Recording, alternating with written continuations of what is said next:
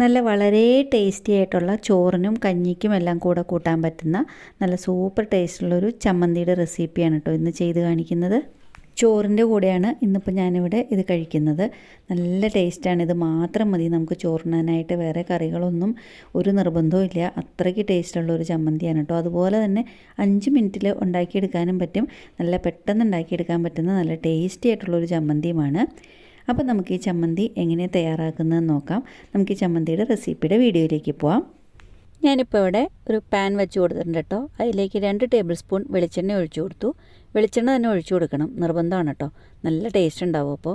പിന്നെ അതിലേക്കൊരു 1/4 കപ്പോളം വരുന്ന തേങ്ങയുടെ പീസാണ് എടുത്തേക്കുന്നത്. തേങ്ങ ചിരകിയതല്ല. അപ്പോൾ ഇത് ചിരകി എടുക്കുന്ന അളവാകുമ്പം ഒരു 1/4 കപ്പോളം ഉണ്ടാവും. തേങ്ങയുടെ പീസ് വെളിച്ചെണ്ണയിലേക്ക് ഇട്ട് കൊടുത്തിട്ടുണ്ട്. അതിന് ശേഷം അതൊന്ന് മൂപ്പിച്ചെടുക്കണം. തേങ്ങയുടെ പീസിൻ്റെ 2 സൈഡും ചെറുതായിട്ട് ഇങ്ങനെ കളറ് മാറി തുടങ്ങുമ്പം നമുക്കത് ഫ്ലെയിം ഓഫ് ചെയ്തിട്ട് ഈ എണ്ണയിൽ നിന്ന് തേങ്ങയുടെ പീസ് മാത്രമായിട്ട് കോരിയെടുക്കണം കേട്ടോ. അതായത് ഇതുപോലെ ഇങ്ങനെ ലൈറ്റായിട്ടുള്ള ബ്രൗൺ കളറ് ആയി തുടങ്ങുമ്പം വേണം എടുക്കാനായിട്ട്. വല്ലാണ്ട് കരിഞ്ഞു പോകരുത്. അതുപോലെ തന്നെ മൂക്കാതിരിക്കുകയും ചെയ്യരുത്. മൂക്കാതിരുന്നാൽ ചമ്മന്തിക്ക് ടേസ്റ്റ് ഉണ്ടാവില്ല. അപ്പോൾ അതായത് ഇതുപോലെ ഇങ്ങനെ കളറ് മാറി തുടങ്ങുന്ന സമയത്ത് നമുക്കിത് എണ്ണയിൽ നിന്നൊന്ന് കോരി മാറ്റി എടുക്കാം. തേങ്ങാ പീസ് കോരി മാറ്റി എടുത്തു കഴിഞ്ഞിട്ട് നമുക്കതൊന്ന് ചൂടാറാനായിട്ട് വെച്ച് കൊടുക്കണം. നല്ലപോലെ ചൂടാറി കഴിഞ്ഞിട്ട് വേണം കേട്ടോ ചമ്മന്തി അരച്ചെടുക്കാനായിട്ട്. അപ്പോൾ അതായത് പോലെ 2 സൈഡും കളറിങ്ങനെ മാറി കഴിഞ്ഞ് കഴിയുമ്പം നമുക്കിത് ഈ ചട്ടിയിൽ നിന്ന് കോരി മാറ്റിയിട്ട് ചൂടാറാനായിട്ട് വെച്ച് കൊടുക്കാം.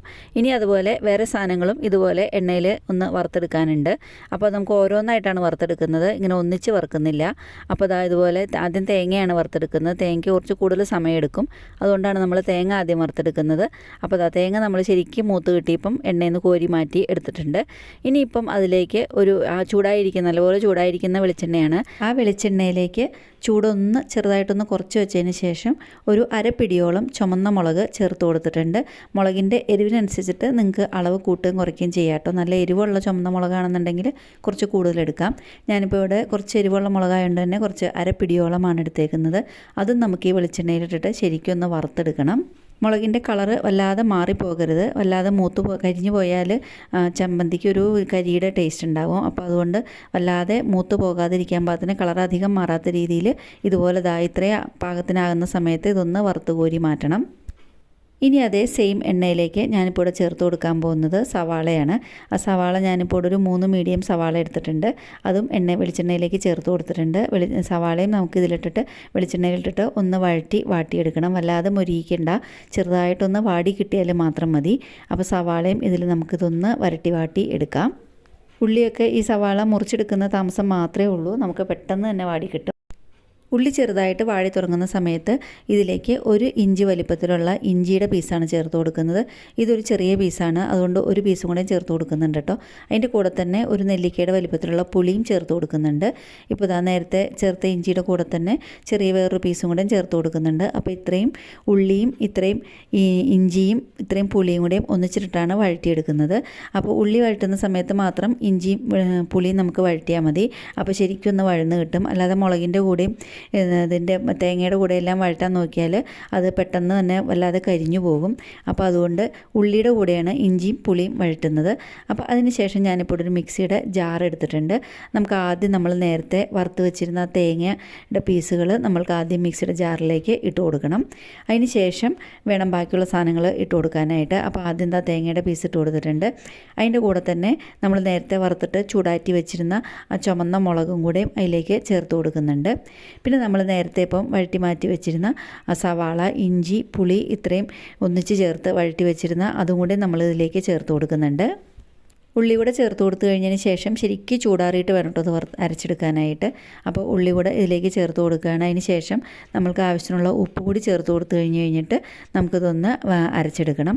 അപ്പോൾ അതിവിടെ ഇങ്ങനെ മിക്സിയുടെ ജാറിൽ ആക്കി വെച്ചിട്ടുണ്ട്. കുറച്ചും കൂടെ ഒന്ന് ചൂടാറാനുണ്ട്. അപ്പോൾ അതിന് വേണ്ടിയിട്ട് വെയിറ്റ് ചെയ്യണം. ചൂടാറി കഴിഞ്ഞ് കഴിയുമ്പോൾ അതുപോലെ ഇങ്ങനെ ഉപ്പ് ചേർത്ത് കൊടുത്തിട്ടുണ്ട്. അതിന് ശേഷം നമുക്ക് ഒട്ടും വെള്ളം ചേർക്കണ്ട. ഒട്ടും വെള്ളം ചേർക്കാതെ നമുക്കിതൊന്ന് ഡ്രൈ ആയിട്ട് ഇതൊന്ന് അരച്ചെടുക്കാം. നല്ലപോലെ അരച്ചിട്ട് നമുക്ക് കയ്യിൽ ഉരുട്ടിയെടുക്കാൻ പാകത്തിനുള്ള അളവിൽ നമുക്കിതൊന്ന് അരച്ചെടുക്കാം. ഇപ്പോൾ അവിടെ മിക്സിയുടെ ജാറിൽ നിന്ന് അപ്പോൾ ഇവിടെ ഇങ്ങനെ അരച്ചെടുത്തിട്ടുണ്ട്. ഇത് കാണുമ്പോൾ തന്നെ നല്ല ടേസ്റ്റാണ്. ചോറിൻ്റെ കൂടെ ആയാലും കഞ്ഞിയുടെ കൂടെ ആയാലും കൂട്ടി കഴിക്കാനായിട്ട് നല്ല സൂപ്പർ ടേസ്റ്റുള്ള ഒരു ചമ്മന്തിയാണ് കേട്ടോ.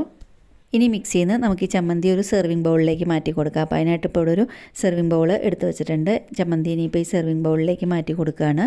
അപ്പോൾ ഇത്രയേ ഉള്ളൂ കേട്ടോ ഇതിൻ്റെ റെസിപ്പി. ഞാൻ നേരത്തെ പറഞ്ഞ പോലെ നമുക്ക് 5 മിനിറ്റിൽ ഉണ്ടാക്കിയെടുക്കാൻ പറ്റുന്ന നല്ല ടേസ്റ്റി ആയിട്ടുള്ളൊരു ചമ്മന്തിയാണ്. ഒരു തവണ ഇതുപോലെ ഉണ്ടാക്കി നോക്കൂട്ടോ. ചോറിനായാലും കഞ്ഞിക്കായാലും ഇനിയിപ്പോൾ ദോശയ്ക്കോ ഇഡ്ഡലിക്കോ എന്തിൻ്റെ കൂടെ അപ്പത്തിന് എന്തിൻ്റെ കൂടെയാണെന്നുണ്ടെങ്കിലും നല്ല ടേസ്റ്റി ആയിട്ട് കൂട്ടാൻ പറ്റുന്ന നല്ല ടേസ്റ്റി ആയിട്ടുള്ളൊരു ചമ്മന്തിയാണ്. അപ്പോൾ നിങ്ങൾ ഒരു തവണ ഇതുപോലെ ഒന്ന് ഉണ്ടാക്കി നോക്കൂട്ടോ. നിങ്ങൾക്ക് ഇഷ്ടപ്പെട്ടു എന്നുണ്ടെങ്കിൽ നിങ്ങളുടെ അഭിപ്രായങ്ങളൊന്ന് കമൻറ്റ് ബോക്സിലൂടെ അറിയിക്കുക. അതുപോലെ തന്നെ റെസിപ്പി ഇഷ്ടപ്പെട്ടിട്ടുണ്ടെങ്കിൽ ഫ്രണ്ട്സിനും റിലേറ്റീവ്സിനും ഒക്കെ ഇതൊന്ന് ഷെയർ ചെയ്ത് കൊടുക്കുക.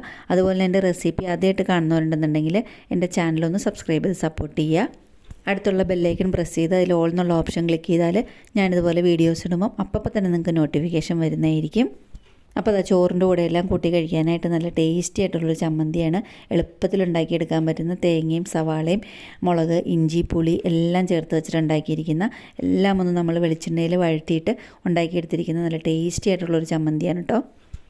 അപ്പോൾ ഇതുപോലെ തന്നെ എന്നും പറയുന്ന പോലെ ഇതുപോലെ ഈസി ആയിട്ടും ടേസ്റ്റി ആയിട്ടും വെറൈറ്റി ആയിട്ടുള്ള വേറൊരു എന്തെങ്കിലും ഒരു ചട്നി റെസിപ്പി അല്ലെങ്കിൽ എന്തെങ്കിലും കറിയുടെ റെസിപ്പി ഏതെങ്കിലും സ്നാക്കിൻ്റെ റെസിപ്പി അതൊക്കെയായിട്ട് വീണ്ടും ഉടനെ കാണുന്നവരേക്കും താങ്ക്